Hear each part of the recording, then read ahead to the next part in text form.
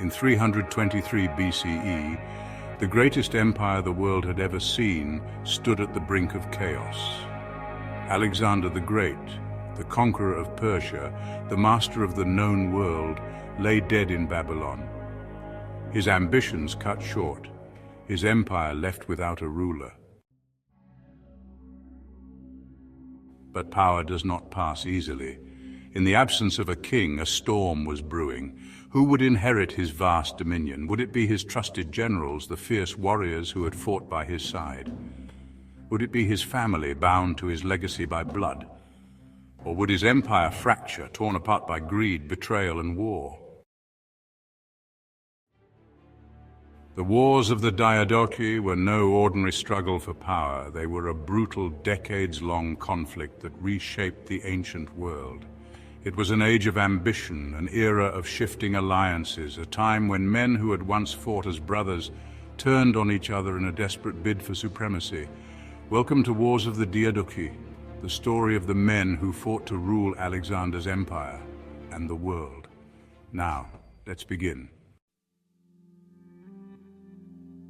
The Wars of the Diadochi from 323 to 281 BCE were a series of conflicts fought between the generals, or diadochi, of Alexander the Great over control of his vast empire following his death in 323 BCE.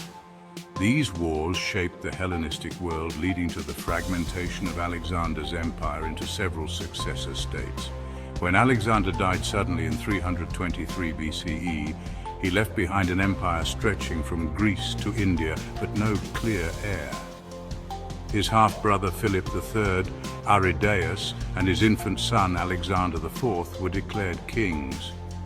But real power fell to Alexander's generals, who soon turned against each other.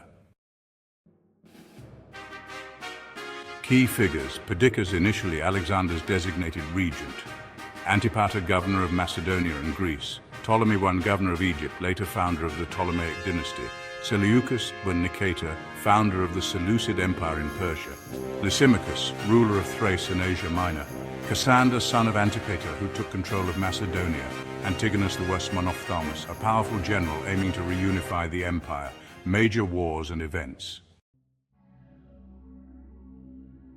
First War of the Diadochi, from 322 to 320 BCE.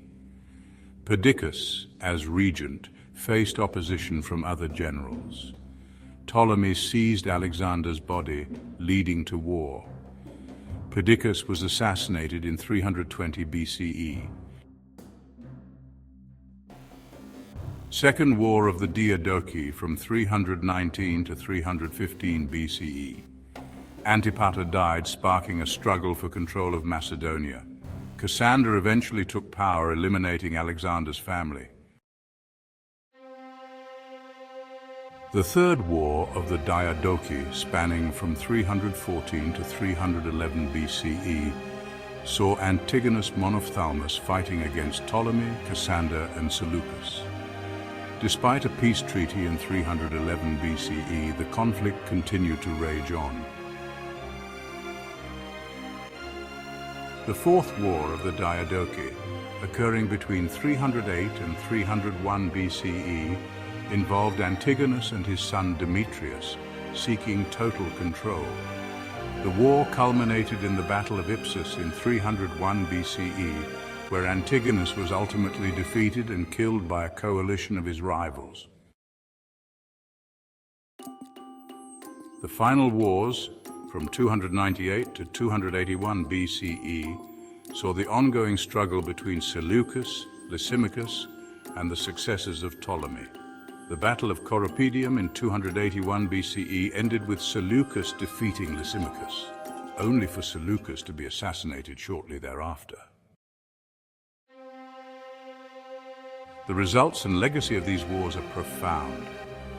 Alexander's empire never reunited.